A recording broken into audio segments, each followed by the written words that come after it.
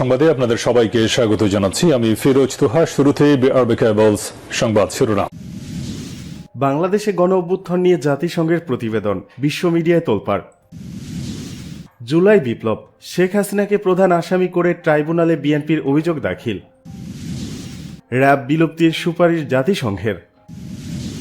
মির্জা ফখরুলের সঙ্গে British high কমিশনারের বৈঠক। নির্বাচন দিয়ে সম্মানের সহিত বিদায় নিন, মন্তব্য গয়েশ্বরচন্দ্র রায়ের।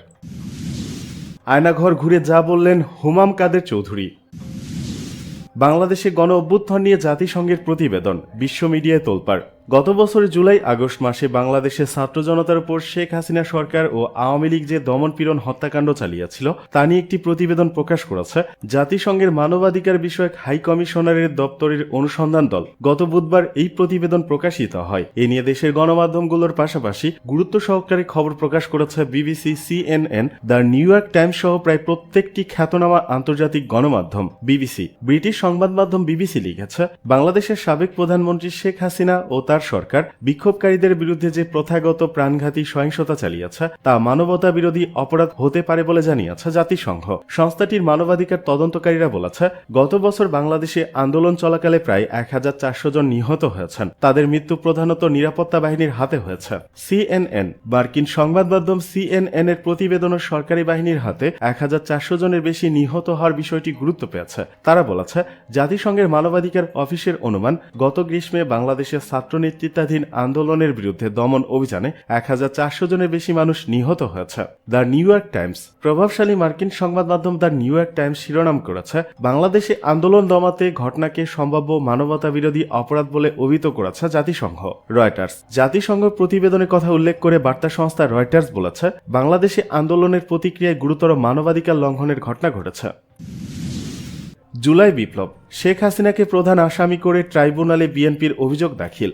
জুলাই আগস্ট গণহত্যায় দেশব্যাপী 448 নেতাকর্মী নিহতের ঘটনায় শেখ হাসিনাকে প্রধান আসামি করে ট্রাইব্যুনালে অভিযোগ দায়ের করেছে বিএনপি। বৃহস্পতিবার সকালে আন্তর্জাতিক অপরাধ ট্রাইব্যুনালে এ অভিযোগ দায়ের করা হয় বলে জানান বিএনপির মামলা ও সমন্বয়ক প্রধান সালাউদ্দিন খান। সাবেক স্বরাষ্ট্রমন্ত্রী আসাদুজ্জামান খান কামাল, আইনমন্ত্রী আনিসুল হক, তথ্যমন্ত্রী আরাফাত সহ পুলিশের ঊর্ধ্বতন কর্মকর্তাদের আসামি করা হয়। তালিকা সহ অডিও, ভিডিও ও 84টি মামলার এজাহারের কপি আন্তর্জাতিক অপরাধ ট্রাইব্যুনালে দাখিল করে বিএনপি। 1 জুলাই 2024 থেকে 5 আগস্ট 2024 পর্যন্ত সারা দেশে কোটা বিরোধী আন্দোলনের সমর্থন করে বিএনপির পক্ষ থেকে অংশগ্রহণ করে।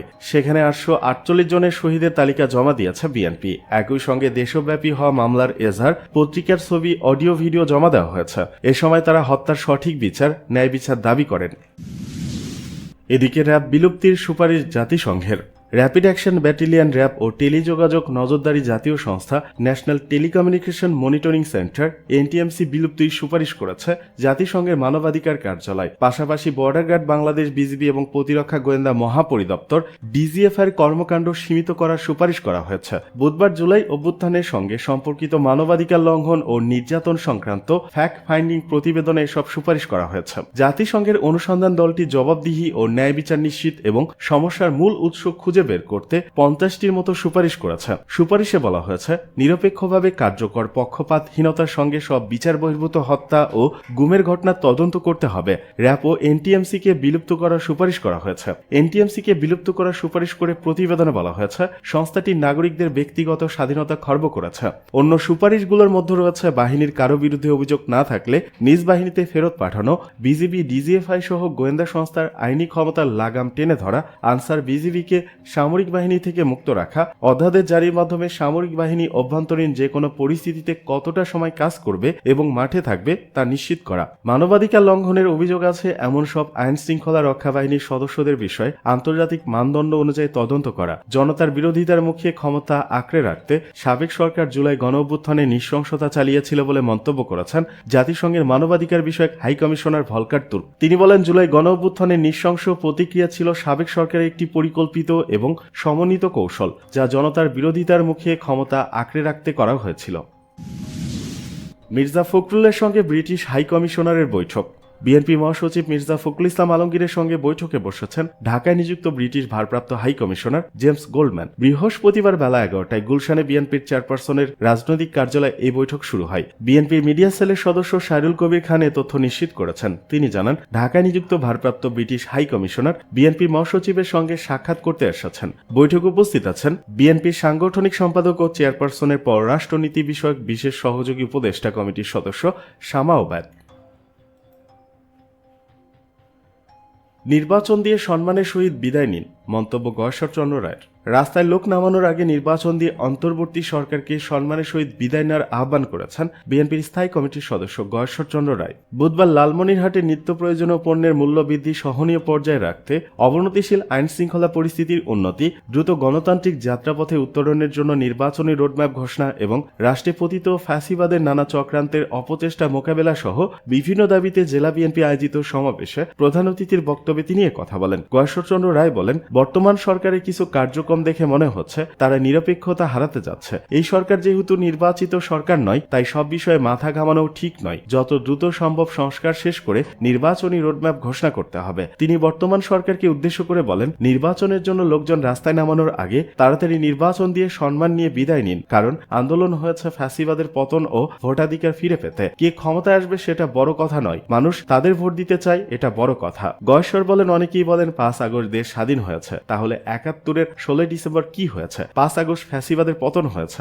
এখন মানুষকে তাদের ভোটাধিকার দিতে হবে। কিছু বুদ্ধিজীবী বের হয়েছে, তারা সরকারকে পরামর্শ দিচ্ছে। তারা রাজনীতিবিদদের পছন্দ করেন না। তারা বলেন বিএনপি ক্ষমতায় যাওয়ার জন্য নির্বাচনের জন্য তাড়াহুড়া করছে। বিএনপি ক্ষমতায় না গেলে তাহলে কি 71-এর পরাজিত শক্তি বা ফ্যাসিবাদী আওয়ামী লীগ ক্ষমতায় যাবে? বিএনপির স্থায়ী কমিটির অন্যতম এই সদস্য বলেন, গত 16 বছরে বাজার যেমন সিন্ডিকেটের দখলে ছিল, এখনো সেই সিন্ডিকেট সরকার ভাঙতে পারেনি। এই সিন্ডিকেট ভাঙতে নির্বাচনী সরকার প্রয়োজন। আয়নাঘর ঘুরে যা বললেন হুমাম কাদের চৌধুরী।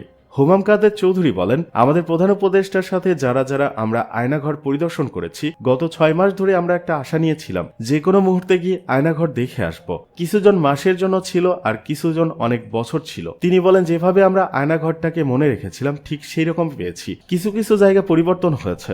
যে জায়গাটা আমরা ইন্টারোগেশন হিসেবে চিহ্নিত করেছি, সেই রুমে অনেক কিছুই তারা নিয়ে গেছে। ওই এরিয়াটা ভাঙচুর হয়েছে, যেটা স্বাভাবিক যে আমরা জনতার কিছুটা পরিবর্তন আসবে। তবে একটা জায়গায় আজমির সাহেব ও আমি দুজনেই অবাক হলাম যে সেলগুলোর মধ্যে আমাদের রাখা হতো, সেই সেলগুলো প্রায় একই রকম রয়েছে। আমাকে আর আজমির সাহেবকে যে দুটো সেলের মধ্যে রাখা হয়েছে, একটা শুধু ছোট জিনিস পরিবর্তন করেছে। জানালাগুলো কালো রং দিয়ে ঢাকা ছিল, সেই জানালাগুলোকে আবার ক্লিয়ার করে দেওয়া হয়েছে।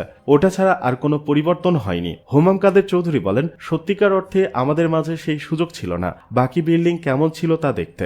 আমাদেরকে যখন রুম থেকে বের করে দেওয়া হতো, তখন আমাদের চোখ বেঁধে দেওয়া হতো, জমটুপি পরানো হতো। প্রথমবারের মতো নিজে প্রথম দেখতে পারলাম এই বিল্ডিংটা দেখতে কেমন। ভিতরে থাকা অবস্থায় অনেকবার চিন্তা করেছিলাম যে বিল্ডিংটা কি রকম হতে পারে। অনেকেই বারবার করে বলেছে যে এতদিন কেন লেগে গেল, 6 মাস কেন লেগে গেল। বাইরের মানুষ বারবার এই প্রশ্ন করতে পারে। তবে আমি একজন ভুক্তভোগী হিসেবে দেশের আপামর জনগণকে জানিয়ে দিতে চাই, অনেক বছর আমরা অপেক্ষা করেছি, তাই 6 মাস আমাদের জন্য বেশি সময় ছিল না।